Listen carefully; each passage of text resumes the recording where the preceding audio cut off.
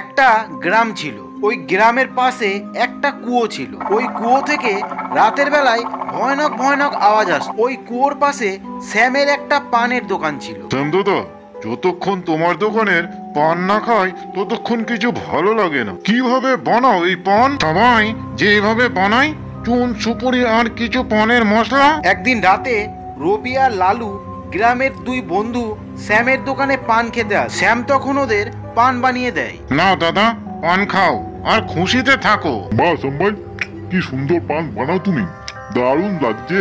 সত্যি যা বলেছিস লালু, শ্যাম ভাই কি সুন্দর পান বানায়। কিন্তু শ্যাম ভাই, এই পানের পিচ কোথায় ফেলবো? যেখানে সেখানে ফেললে তো রাস্তাঘাট নোংরা হবে। তখন লালু কুয়োর কাছে গিয়ে কুয়োর মধ্যে পানের পিচ ফেলে। এই দেখে শ্যাম খুব ভয় পেয়ে যায় আর বলে, আরে দাদা, ওই কুয়োর মধ্যে কেন ফেললে? ওই কুয়োর থেকে আশ্চর্য আশ্চর্য আওয়াজ আসে, ওখানে ভয়ে কেউ যায় না। শ্যাম এত ভয় পাচ্ছে দেখে রবি জোরে জোরে হাসতে থাকে আর বলে, শ্যাম ভাই, তুমি খুব ভীতু, নেও আমিও পিচ ফেলে আসি, এবার যা কিছু হবে আমাদের সাথে হবে। তখন রবিও পান খেয়ে কুয়োর মধ্যে পানের পিচ ফেলে। তখন রবি আর লালু ওখান থেকে চলে যায়। তখন রবি আর লালুর পানের পিচ কুয়োয় শুয়ে থাকা ভূতের উপরে পড়ে আর ভূতের ঘুম ভেঙে যায়। আমার ঘুম ভাঙালো, আরে লাল লাল আমার উপরে কি ফেললো? এখনই গিয়ে দেখছি। তখন ভূত রেগে গিয়ে কুয়ো থেকে বাইরে বেরিয়ে আসে আর শ্যামকে ওই পানের দোকানে বসে থাকতে দেখে। আচ্ছা, তাহলে এই পানালা আমার সঙ্গে বদমাইশি করেছে। সবাই এই দোকানে এসে পান খায় আর পান খেয়ে আমার গায়ে ফেলে।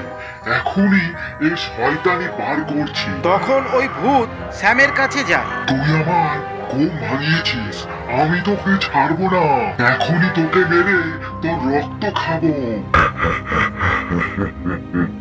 ভূতকে দেখে শ্যাম খুব ভয় পেয়ে যায় আর বলে, ভূত মশাই, আমায় কেন মারবে? আমি কি ক্ষতি করেছি তোমার? আমায় ছেড়ে দাও। সবাই তোর দোকানে পান খেতে আসে আর পান খেয়ে আমার গায়ে ফেলে, আমি তোকে ছাড়বো না। তখন ভূত শ্যামের গলা টিপে ধরে আর কুয়োর মধ্যে চলে যায়।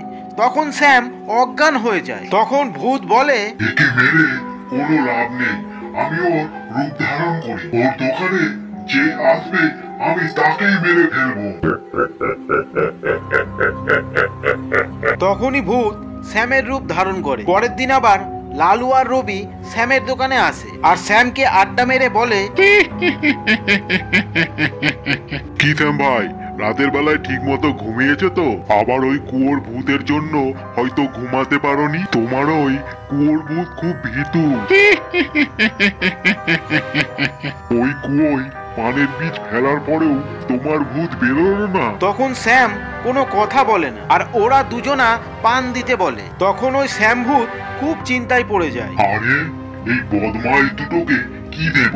আমি তো পান বানাতেই পারি না। আর পান লাল কিভাবে করব? হ্যাঁ, একটা কাজ করি, রক্ত মিশিয়ে দিই। তখন ওই ভূত পান বানিয়ে রবি আর লালুকে দিয়ে দেয়। আর যখনই ওরা ওই ভূতের হাতের পান খায় আর বমি করে দেয়। আর লালু শ্যাম ভূতকে বলে, আরে ভাই, এটা কি পান?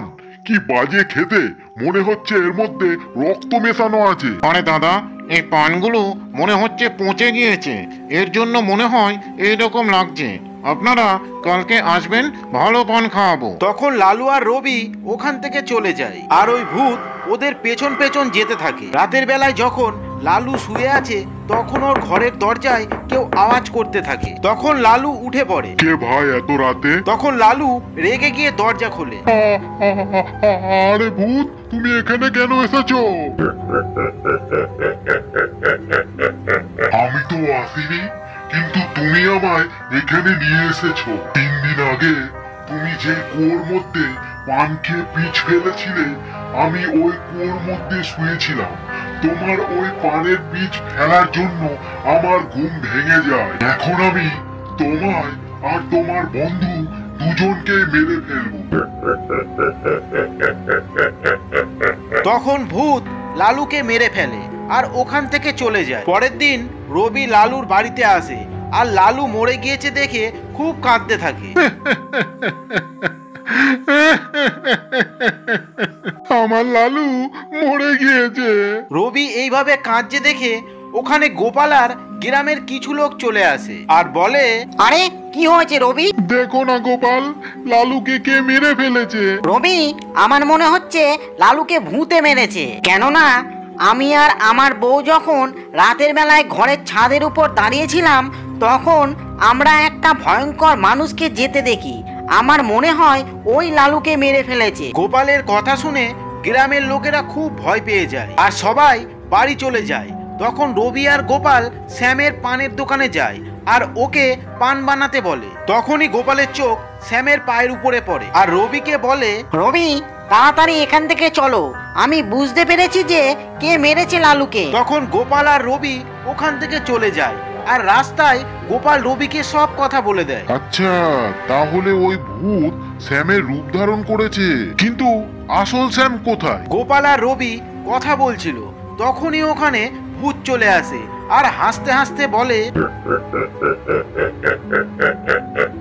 তোমরা তাহলে আমার ব্যাপারে সবকিছু জানতে পেরে গিয়েছো। তোমরা দুজনাই আমার হাতে মরবে। ভূত তখন গোপাল আর রবির কাছে যায়। গোপাল তখন অন্যদিকে পালায় আর রবি দৌড়াতে দৌড়াতে শ্যামের দোকানের কাছে চলে আসে। তোমরা তো এখানেই চলে আসলে যেখান থেকে খেলা শুরু হয়েছিল। তখন ভূত রবির কাছে আসে আর রবি দৌড়ে কুয়োর কাছে এসে দাঁড়ায়। এবার কোথায় পালাবি তুই? তখনই গোপাল ওখানে চলে আসে।